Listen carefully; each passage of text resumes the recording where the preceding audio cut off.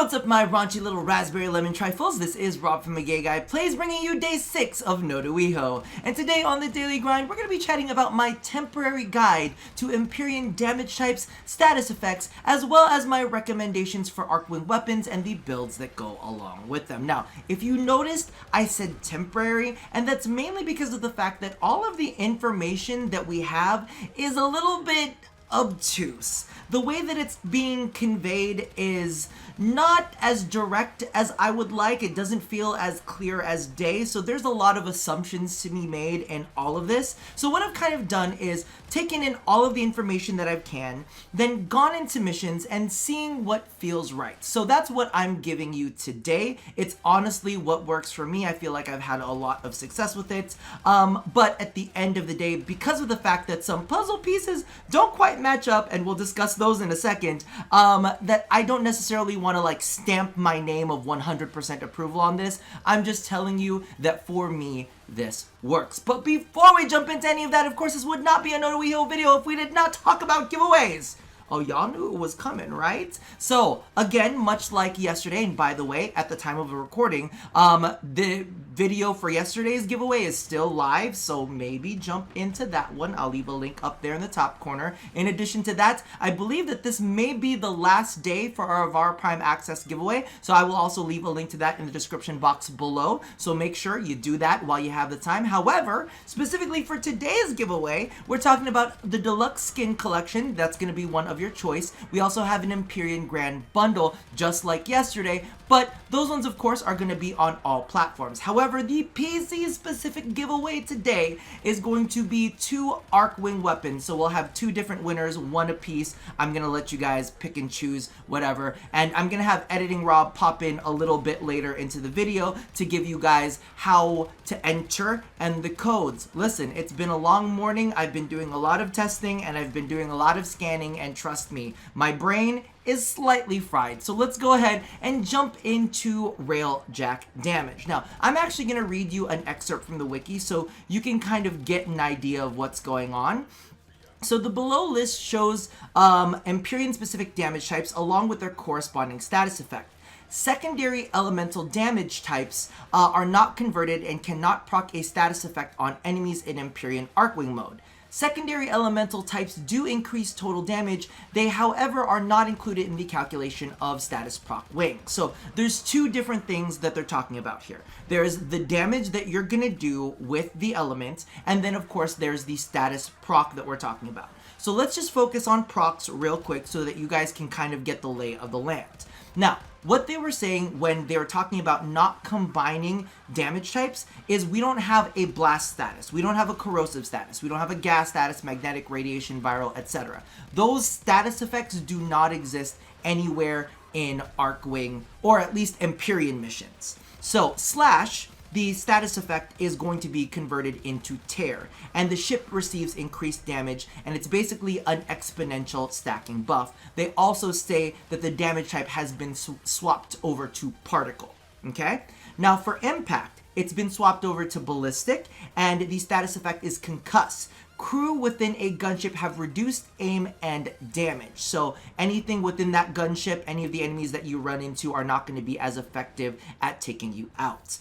Next up, we have puncture, which has been converted over into plasma. The status effect is decompress. The ship has reduced shields and armor. So think that it's kind of like corrosive, but it works on both shields, and it's going to work on armor as well. Very, very handy when you run into some of those higher level enemies. Next up, we have heat, which has been converted into incendiary, and the status effect is sear. Ship receives damage over time. So it's basically like a standard heat proc, but they don't have any kind of armor stripping attachment to it, at least not noted. Next up, we have electricity, which has been swapped over into ionic. So the effect is called scramble. Ship's flight controls are disabled. Now, what I've noticed is when I shoot a ship with ionic damage, it'll actually cause them to spin out, which can make it a little bit easier to shoot them. But sometimes if they're going really, really fast and you don't have an amnesia slow on them, they can kind of go around like a frisbee, and it's a little bit of a pain. But you know, that's an option. They won't be able to fly on their own accord. Next up, we have Toxin, which has been swapped over to the CHEM damage type. Intoxicate attacks any closest enemy and will be attacked in return. So very, very similar to Radiation. And then finally, we have Cold, which has been changed over to the Frost damage type, which is Immobilize. Ship weapons are disabled and it flies forward to a stop. So basically, think about someone sliding on ice where they just come to a slow halt. That's basically what you're going to run into with Cold. But the bigger thing about this is that it will disable the ship's weapons. So those are all of these singular damage types that have been converted over. And that's fantastic because you can see that there are definitely certain damage types I'm going to recommend in builds. However, here's where things get a little bit strange. If you do all of your scans for the types of ships that you're going to end up running into within Vale Proxima or any of the Empyrean tiles, basically, it's weird to say tiles because they're not tiles, they're big, crazy open spaces. But basically what you're going to run into is the weakness and resistance portion, right? So we talked about all of the status effects, but we haven't talked about, you know, the bonus damage that you can receive by modding your weapons towards specific types of enemies. So when you take a look at a majority of the enemies that you encounter when you're flying in Arcwing and Empyrean, they're all going to be robotic and they're all going to have alloy armor. So the cool thing about this is that some of those share the same elements that they're weak to. So I tend to go for Radiation because alloy armor takes bonus damage from radiation, and so does robotic. So those are great. In addition, puncture works quite well with them too. But here's the thing, and this is the big question in my head, is when you go into Arcwing and they are converting all of your elements, right? Are they just converting the status effect, or are they also converting the damage type completely?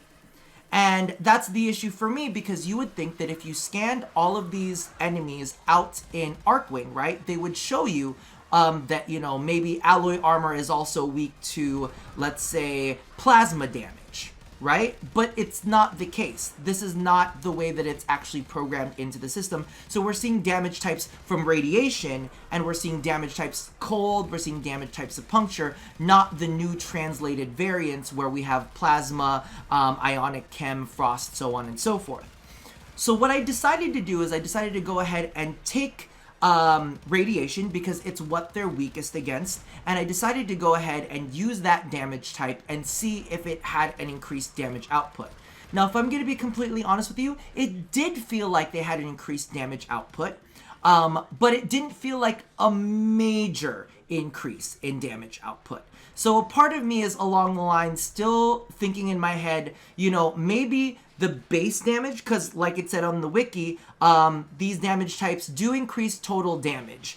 They are not, however, included in the calculation for status proc wings. So I'm wondering if radiation still applies the damage bonus, right? But maybe not necessarily the status effect. So when we take a look at the builds today, you're going to see that I'm going to recommend radiation, mainly because of the fact that, you know, just to have our bases covered, that's the way I'm going to kind of go forth with it. Hey, what's up, you guys? It is Editing Rob here, bringing you another round with Holiday Kavat and some holiday giveaways to boot.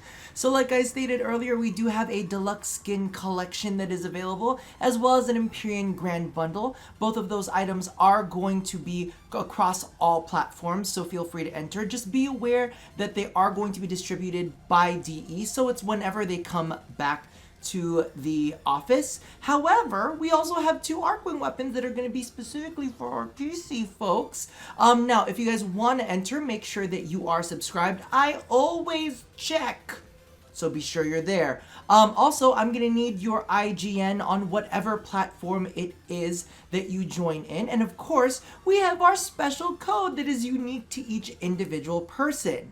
So this time around is going to be the last letter of your YouTube screen name. It's going to be the last letter of your IGN. And then for your platform, it will be C for PC, P for PS4, X for Xbox, and S for Switch. And then for PC players who want to enter the Arcwing weapon giveaway, do a -AW.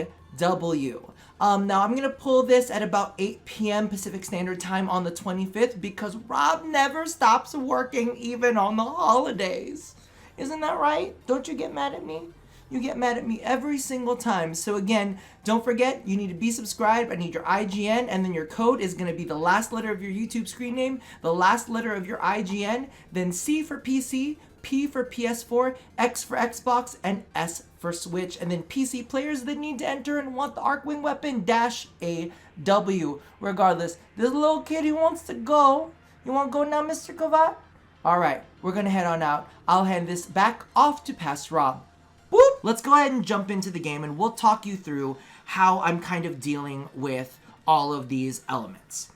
So, when we talk Arcwing weapons, and this is just going to be my quick guide to this, the only two that I feel are worth using, and again, this is just my personal preference. If you guys are finding success with any of the other weapons, feel free to continue using them, but for me, these are the two weapons that I found the most success with. It would be the Singus and the Phaedra, and those are the ones I'm going to show you how to mod today. You'll also notice one big thing about them. Both the Singus have a 30% status chance, and the Phaedra has a 25% status chance. So I've definitely leaned heavier into status type weapons for this specifically. Now let's go ahead and jump into the Phaedra real quick actually. And I'm going to show you my current build for it. Now these top four are going to be the same across both weapons, which is Rubido Line Barrel, basic damage, Sabot rounds, which is damage and punch through, dual rounds, which is multi-shot, and Mark Target, which is 120% status while aiming. And for me, that's a nice little boost. If you really don't want to do that, because we do have a high status chance on this already at 85%, and you feel comfortable with that, feel free. But like I said, I'm just sharing what I have found success with, okay? Now, what you'll notice is I am running with radiation here, all right? Now, the thing that I like about this setup is if we look at it, electricity turns into ionic, right? So that's one status type. So ionic causes the enemies to lose control of their navigation or the way they like pilot their ship. So it causes the spin out. In addition to that, I'm running radiation cold. So when the cold procs, it's going to slow the ship to a halt. So now they're basically losing all controls of their weapon and their maneuvering, and they're slowing to a halt, which makes them a lot easier to hit.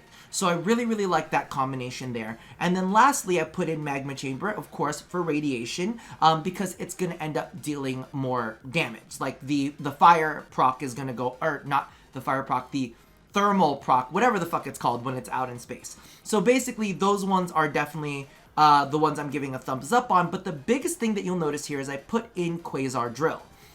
The reason that I put in Quasar Drill is because of the fact that I did want to go ahead and really assert Puncture to strip away enemy armor and shields. They don't really have shields, but it's mainly like armor, you know what I'm saying? So this way, we're getting basically a corrosive effect. We're potentially getting a damage bonus from radiation if that's a thing, but we're also getting fire, so we're dealing extra damage there, and they're basically losing the ability to navigate their ships. So this is the way that I've been using it, and I've been very, very fond of the Phaedra. I really, really like it. The only thing that I do have to say is, even though it's like a fully auto, you still want to get kind of close because it's a little bit of a sprayer.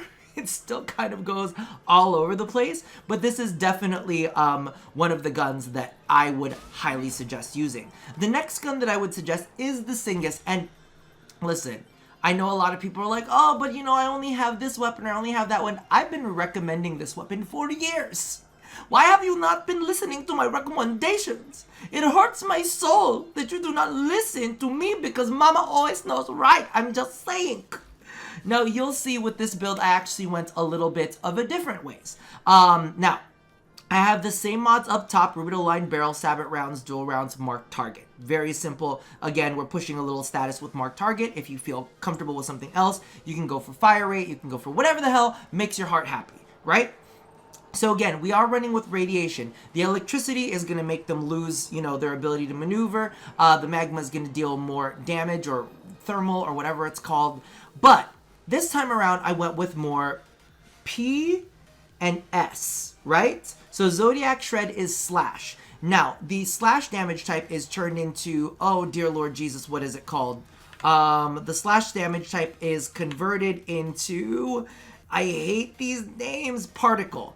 Now, particle basically is going to end up making the enemy more susceptible to damage. And then you'll notice we also have puncture, which is going to reduce their armor and shields. So not only are we reducing their armor and shields, we're also letting all of our follow-up hits deal more damage. So you see what we're doing here. We have both of these weapons are either burst fire or fully auto, and I'm tending to lean towards weapons that hit a lot really, really quickly, right? So that way, we're weakening the enemy in a big way, then we're kind of immobilizing them, and then we're adding a little bit of fire to boot. Now, I played around with both of these, like I stated earlier, and I feel like I've really enjoyed a good benefit from them. They feel a little bit better than what I've been using previously, but here's the thing. It's not the end of the world if you want to go and experiment. If you want to play around with, I've actually been using cold previous to this because I like the slow, so you can toss in a cold there. I didn't really find that Toxin was really all that crazy for me. So I didn't love it, but you know, if you've been having success with it, do with it as you please. But these ones are really kind of like where I like to be with my current setup. So that is my suggestions when it comes to weapons. Then of course we know that right now Amisha is a bit of the meta. Now DE did state that they're gonna basically, you know, crush this thing down, take it to bits, and they're going to rebuild from the bottom up, and I can't blame them. But at the same time, if you are curious to how I'm currently playing with my Amisha, this is my setup. There's really nothing too crazy when it comes to modding Arcwings because there are not a lot of mods for them. So basically, as long as you're playing with them okay and are like aware of their abilities, or at least the Amisha's abilities specifically, then you should be able to be fine no matter what. Just takes a little bit of practice. So hopefully, that got you all of the information you need. Hopefully, Editing Rob popped in and gave you all of the information as to how to enter our giveaway today. Regardless, this is my temporary guide, and I really put that stamp of temporary on it because I hope that DE comes out and clarifies a little bit more, you know, if all of these damage types are, you know, converted, or if it's just the proc types that are converted. But it works for me, so that's what I'm going to keep rolling with. Regardless, I hope that answered all of your questions, and that about does it for me for now. And as always, love somebody, hurt nobody, and have a happy fucking holiday. I'll see you guys next time. Bye-bye!